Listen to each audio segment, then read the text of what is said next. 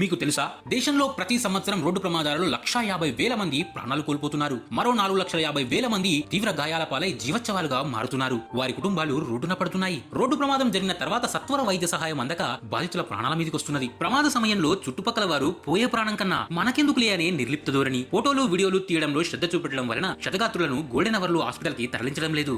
రాంపల్లి కీసరలో జరిగిన రోడ్డు ప్రమాదం ఒక ఉదాహరణ. ఇలాంటి ఘటనలు పునరావృతం కాకూడదని కోరుకుందాం. ప్రమాదం జరిగిన వెంటనే 108 కి కానీ డయల్ 100 కి కానీ తెలియజేయడం ద్వారా లేదా గాయపడిన వ్యక్తిని హాస్పిటల్ కి తరలించి ప్రాథమిక వైద్యం అందించడం ద్వారా ఒక నిండు ప్రాణం కాపాడిన వాళ్ళమవుతాం. గౌరవ సుప్రీంకోర్టు గైడ్లైన్స్ ప్రకారం ఎట్టి పరిస్థితుల్లో పోలీసు వారు మిమ్మల్ని ప్రశ్నించరు, వేధించరు. వైద్యులు కాదనకుండా తప్పక సత్వర చికిత్స అందించాలి. ఒక్కసారి ఆలోచించండి, రోడ్డు ప్రమాదాలలో మన కుటుంబ సభ్యులు ఉంటే మన పరిస్థితి ఏ విధంగా ఉంటుందని. ఏదైనా రోడ్డు ప్రమాదం జరిగితే గాయపడిన వ్యక్తిని వెంటనే హాస్పిటల్ కి చేర్చండి. ఒక నిండు ప్రాణాన్ని కాపాడండి. మీలో మానవత్వం ఉందని నిరూపించుకోండి. సదా మీ సేవలు, రాచకొండ పోలీస్.